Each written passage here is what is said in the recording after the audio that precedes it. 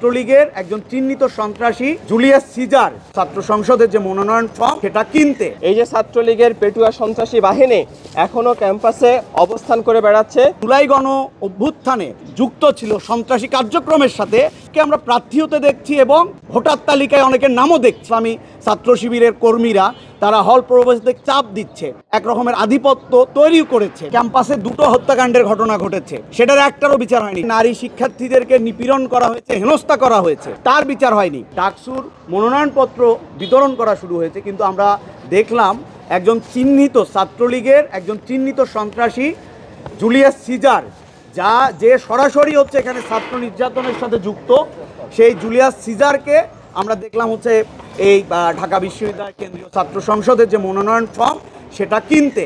তো আমরা লক্ষ্য করেছি যে ঢাকা বিশ্ববিদ্যালয়ের যে যারা এখানে 24-এর যে জুলাই গণ অভ্যুত্থান, সেই গণ অভ্যুত্থানে যারা বিরোধ করেছে, যারা ছাত্রদেরকে নির্যাতন করেছে, সেই তালিকা এখনও চূড়ান্ত করা হয় নাই। আমরা এটাও জেনেছি যে এমন নিপীড়ক তাদের নাম ভোটার তালিকায় এসে গেছে। তাহলে এই যে গাফলতি, এই যে বিচার প্রক্রিয়াটা ঠিকমতো না করা, সেটা যদি না করে, তাহলে না করে যদি ডাকসু নির্বাচন করা হয়, সেটা কিন্তু আসলে ডাকসুর যে গ্রহণযোগ্যতা সেটা কিন্তু প্রশ্নবিদ্ধ হবে। ফলে এই যে জুলিয়াস সিজারের যে এখানে মনোনয়নপত্র যে উনি যে তুলেছে, সে 19-এর ডাকসু নির্বাচনের সময়ও সে এখানে সন্ত্রাসী কর্মকাণ্ডের সাথে যুক্ত ছিল। একজন চিহ্নিত ছাত্রলীগের সন্ত্রাসী, সে কিভাবে এই ডাকসুর মনোনয়ন কিনলো, এই মনোনয়ন যাতে বাতিল করা হয় সেটা আমরা দাবি জানাচ্ছি। ক্যাম্পাসে দুটো হত্যাকাণ্ডের ঘটনা ঘটেছে, সেটার একটারও বিচার হয়নি। সাম্য হত্যাকাণ্ডের বিচার হয়নি, তফাজ্জল হত্যাকাণ্ডের বিচার হয়নি। এর বাহিরে এখানে নারী শিক্ষার্থীদেরকে নিপীড়ন করা হয়েছে, হেনস্থা করা হয়েছে, তার বিচার হয়নি। এবং 24-এর জুলাই গণ অভ্যুত্থানে যারা সরাসরি যুক্ত ছিল সন্ত্রাসী কার্যক্রমের সাথে, তাদেরকে অনেককে আমরা প্রার্থী হতে দেখছি এবং তাদেরকে দেখছি কি ভোটার তালিকায় অনেকের নামও দেখছি। তার মানে আমরা কি এটা এই ঘটনা থেকে বুঝবো যে এরকম 24-এর যারা নিপীড়ন চালিয়েছে, গণহত্যার সাথে যুক্ত ছিল, তাদেরকে এখানে একটা পুনর্বাসনের প্রক্রিয়া আবার চালু করছে কিনা? ক্যাম্পাসে যদি নিরাপদ এবং একটা সবার জন্য সমানভাবে নির্বাচনে লড়ার পরিবেশ তৈরি করতে হয়, তাহলে তার একটা ন্যায্যতা তৈরি করতে হয়। আমরা ইতিমধ্যেই আতঙ্কিত যে হলগুলোতে নানান ধরনের ছায়া প্রশাসন, আপনারা কিছুদিন আগে স্ক্রিনশট দেখেছেন যে ইসলামী ছাত্র শিবিরের কর্মীরা তারা হল প্রবেশদের চাপ দিচ্ছে, চাপ দিয়ে তারা ওখানে এক রকমের আধিপত্য তৈরি করেছে।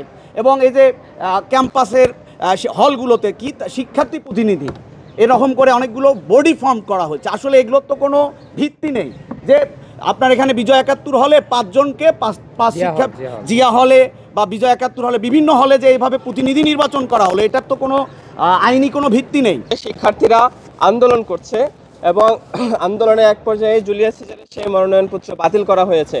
আমরা অভ্যুত্থান পরবর্তী সময়ে দীর্ঘদিন যাবৎ বলে আসছে, এই যে ছাত্রলীগের পেটুয়া সন্ত্রাসী বাহিনী এখনও ক্যাম্পাসে অবস্থান করে বেড়াচ্ছে।